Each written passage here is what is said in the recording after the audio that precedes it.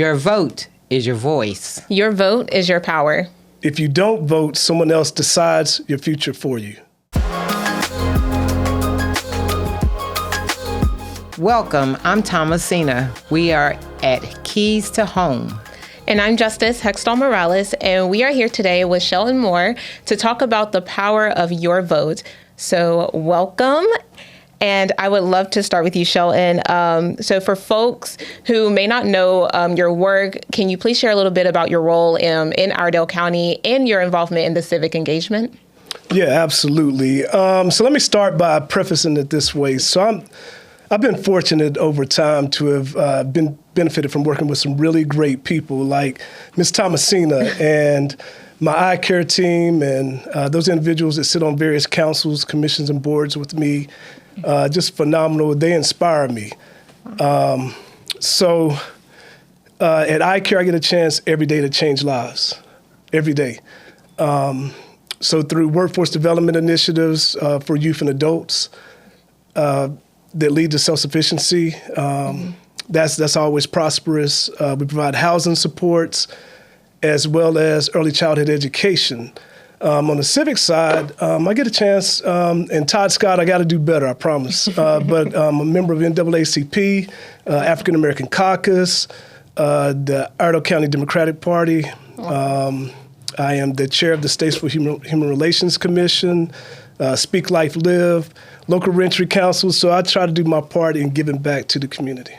Wow, sounds like you can do a lot, but that's amazing. Well, what inspired you personally to get involved, and what's the why behind the work you do? Yeah, great question. So my journey started many years ago through a number of activities and interests and those things. And my path pretty much aligns with my personal mission.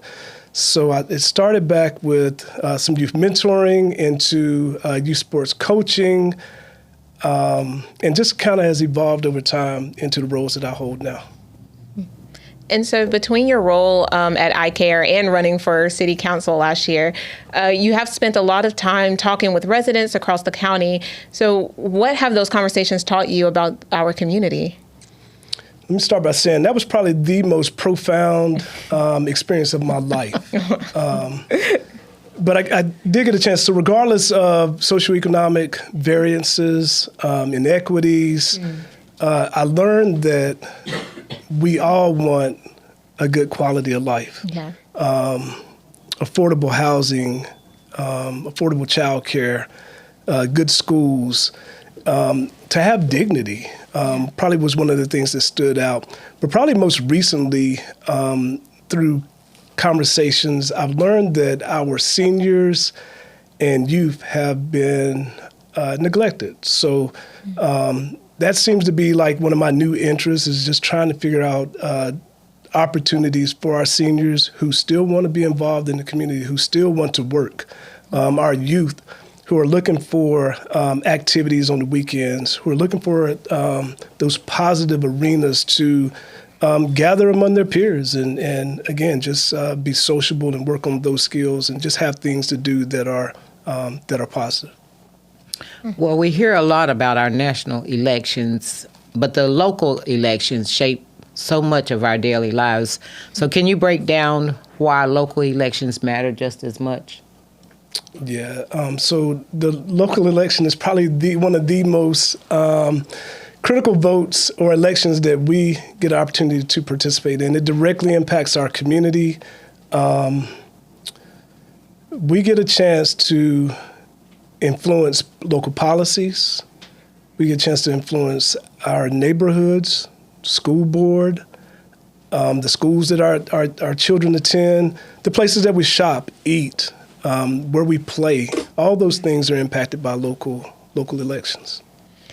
And could you please explain to our viewers how elected officials impact things in their daily lives, like the housing and transportations and schools and public safety? So you mentioned it, so I just, please elaborate if you can. Thanks. So whether it's city council, county commissioners,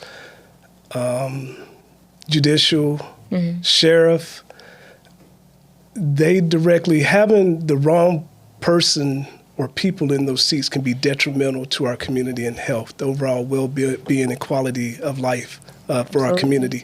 So it's important that we exercise our right to vote. Individuals 18 and older, if you have and are registered to vote, it's important that we exercise that right. It does directly impact those people that are in those roles as city council, county commissioners. They directly impact, again, housing opportunities, transportation, schools. So it's important that we vote so we can have the right people in those seats. Absolutely. So let's talk more about the barriers. What are the biggest misconceptions you hear about voting or registering to vote?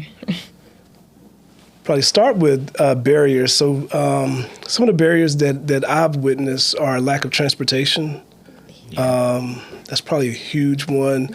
Voter ID is and will become an issue, so making sure you have valid license or state ID has been a barrier. Language barriers exist. Individuals who have children, obviously, if you have children, you got to arrange for them to be cared for while you're at the polls.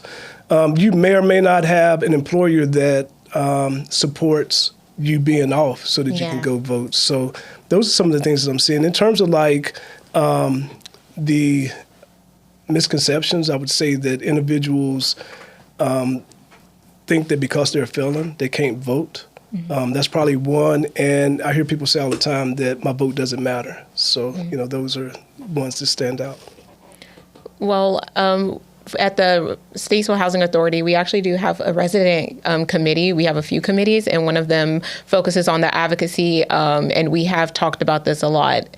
And so for public housing residents specifically, what challenges do you see when it comes to registering or getting to the polls?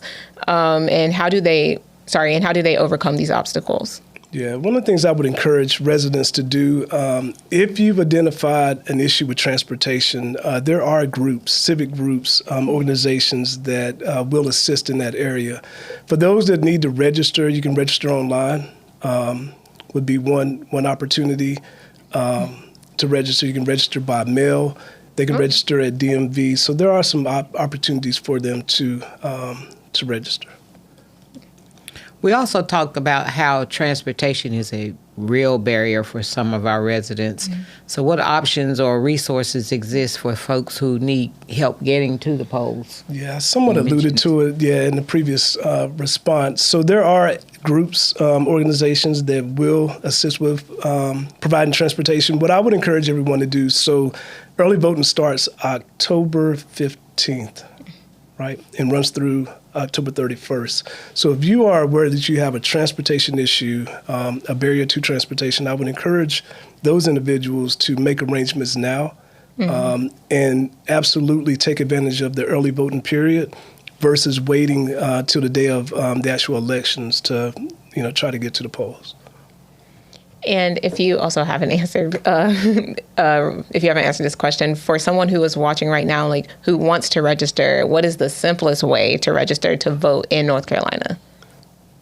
So the easiest would be, you got several options, but they can go online to register. You can go to State Board of Elections, or you can go contact Iredell County Board of Elections to register. You can register by mail. You can register at DMV. So there are some opportunities, easy ways for individuals to register. Well, for our first-time voters, what should they expect when they walk into a polling place? Slightly overwhelming experience. So you're going to have relatively organized chaos. So you're going to walk into a parking lot or an area where you're going to have candidates that are greeting and wanting their attention and vote. You're going to see possibly long lines. So those are always interesting. And there's usually, I like the vibe, so there's usually a good vibe at polls, good energy. But then once you enter the polling place, you'll be greeted. As a reminder, please make sure you have your valid ID and or driver's license. They'll then be given their ballot. They'll go to a ballot booth and then cast their vote. Okay, and a lot of people think that one vote won't change anything. or they may just feel discouraged about it. So what would you say to someone who feels like that, who feels like their vote doesn't matter? So I would encourage anyone, all voters, all constituents, to do their research. I encourage them not only to learn more about the voting process, registration, and those things, but research and study the candidates. Learn more about their platforms and what their initiatives are and things that they want to implement and cut out. Again, your vote is very important. It directs everything you do in life, all aspects in life on a local level, state level, as well as those individuals who are in those state roles impact the presidential nominees. So again, voting does matter. Every vote does count. Yes, especially for our young people. Please vote. So Shelton, before we wrap up, what's the one message you want our viewers to take away about voting? So my final message would be, we all, myself included, all of us have a social responsibility. It is a right to vote. So it is important that we exercise that right. We owe it to ourselves, our families, the community, our youth, our seniors, all involved are dependent on your vote. But here's one thing that I would say. So I noticed that there's a lot of emphasis put on registration. And I think the ball is dropped oftentimes because some of us believe that once we register, we've fulfilled that obligation. But again, until you go to the poll and actually cast that vote, the registration was in vain. So I would encourage all those, number one, to register. But then the second thing that is most important is that you show up to the polls and cast your vote. And finally, where can people go if they need help registering, updating their information, or understanding the process? So I encourage those individuals to reach out to the Board of Election for assistance. They can assist with mail-in registrations. You can go online to register. Again, there are civic organizations that will assist in voter registration. So there are opportunities, but again, it's important that we register as well as vote. Shelton, thank you for being here and for the work that you do. We hope you can come back soon and talk to us about the great work that iCare does in our community. Your voice matters. Your vote matters. Register, show up, and be heard. Your voice matters. Your vote matters. And again, it's more than just registering. Please vote. Thank you for watching Keys to Home. Don't forget to like and subscribe and share this video to help get this message out.